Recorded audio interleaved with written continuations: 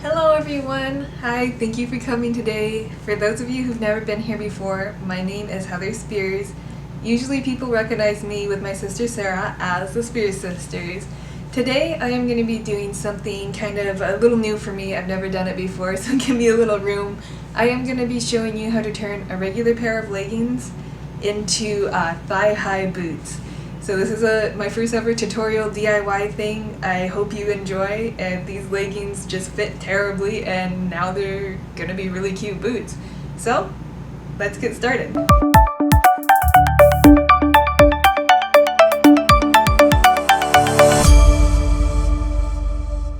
So this project is actually fairly simple. The hardest part is actually gathering the right supplies.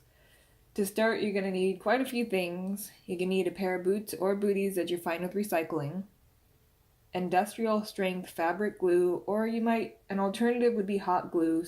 You're going to need a pair of leggings, two zippers, scrap fabric, elastic, fabric scissors, pins, a marker, a razor or X-Acto knife, a roll of not very sticky tape, and completely optional, is paper. As now these are the supplies you need, so let's get started on actually making these things. So the very first step in what we're doing here is we're actually measuring out how high we want our boots. And in this case, we're going to do thigh-high boots that's over the knee.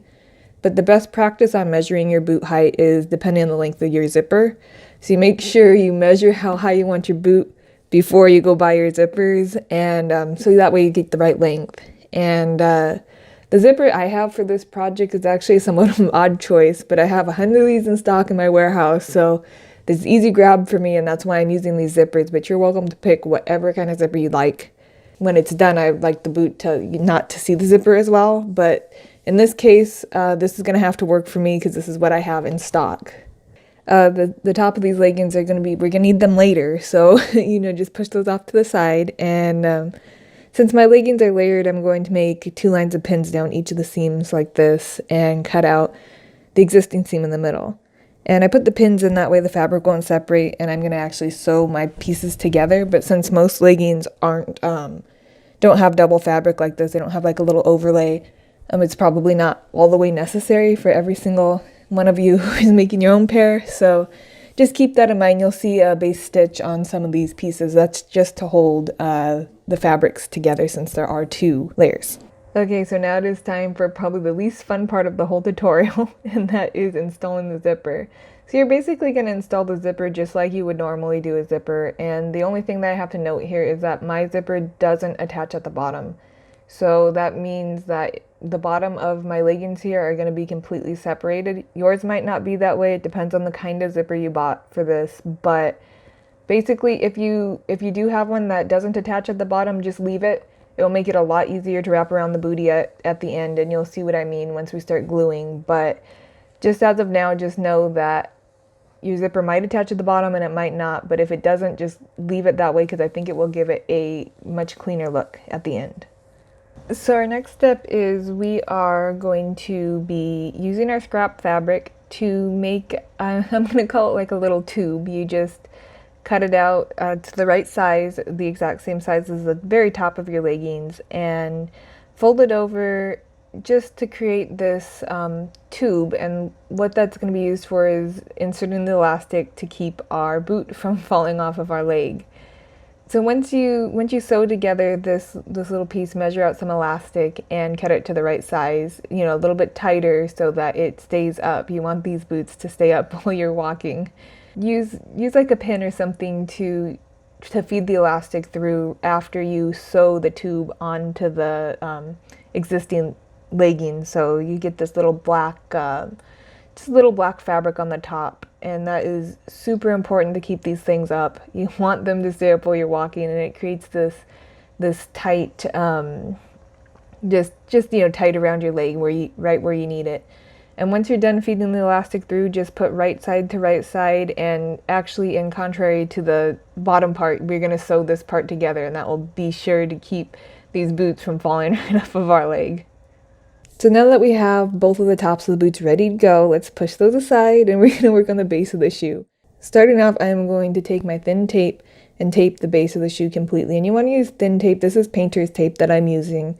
And it's just going to be much easier to peel off and much easier to use. And what we're actually doing here is we're making a pattern, and it will make your pieces of fabric absolutely perfect when we go to attach this to the base of the shoe here. At the end, it usually looks something like this, like something you would never wear, but using a marker, I'm going to mark the locations where I want my seams. And this definitely depends on the shape of your boot. So use where the boot already has its seams as a guide to where you want to put yours. And in the end, you're going to get a really, really clean product. So now that we have the seams completely marked out, we're going to take our X-Acto knife or a razor if you don't have an X-Acto knife and shear the seam marks. And you're not going to want to cut too deep into the boot here because you could end up messing up the boot, but just shear it enough to where you make a mark through the tape and then unpeel the tape very carefully. And it's optional, but the next step, I am actually going to stick the tape onto paper and measure out a very small seam allowance, just a 1/4 to 1/2 inch, and I'm going to cut the paper and use the paper as my pattern. I do this just to make the pattern slightly larger so I can fold the edges over in the finished product. Some prefer to use the stickiness of the tape directly onto their fabric and avoid this step completely, but I like to carefully fold those edges just to get that clean look at the end, and you can choose whichever way you want to do it, but I'm just going to stick this straight onto the paper and measure out just that slight seam allowance so that the end is just a little bit cleaner. Okay, so this is getting pretty exciting. Next we're going to grab our leftover fabric from our leggings and we're going to cut it so that we have 2 pieces of fabric laying on top of each other. And what you really want to make sure of right here is that either wrong side to wrong side is facing each other or right side to right side of fabric is facing each other. And that is just so that when we cut out our pattern pieces, we are getting one piece for each shoe, and you'll see what I mean here. If we had right side to wrong side facing each other, it would actually cut out the exact same shape, and you'd be left with 2 right feet or 2 left feet, and we don't want that. So line up your pattern on top of your fabric, pin it in place, and carefully cut out these pieces. Not enough fabric? Well, that's okay because we do still have the scrap fabric, and in my case I did not have enough fabric, so I did have to use my scrap fabric to cut out my 2 back pieces, but at the finished product that is completely okay because it does match that top tube that we made for our elastic. Okay, so let me just do a really quick recap here of the pieces that I cut out just because it does get a little confusing. I cut out 2 inner back pieces out of the scrap fabric, 2 outer back pieces out of scrap fabric, and 4 front pieces out of the regular legging fabric. So for each shoe, I have 1 inner back, 1 outer back, and 2 front pieces. So finally, it's time to grab our glue.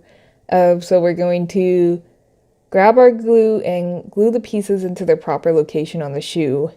If you gave yourself seam allowance, carefully fold over that edge of your fabric and glue it to get that finish that won't fray and that will last maybe just a little bit longer. If you didn't, that's fine. You just glue it right down where it belongs.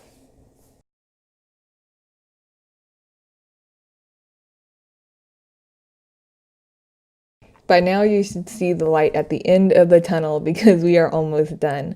And I'm sure you know what we're going to do last is we're going to grab that top portion of the boot that we previously installed the zipper on and carefully wrap it around the top of the base of the shoe. Apply glue to attach the pieces, and just below the zipper where we had left those wings opened, get some glue there and you push those pieces together and it should look like a finished seam without even having to sew it, and that's kind of just gives it that cleaner look there. And finally you have the satisfying feeling of being finished. But remember, despite how exciting it is, wait until the glue dries completely before trying them on, because you don't want to mess these things up. You just spend a long time putting them together. Okay guys, so my boots, they are all dry and they are ready to try on. So let's put these on and go out and do something fun.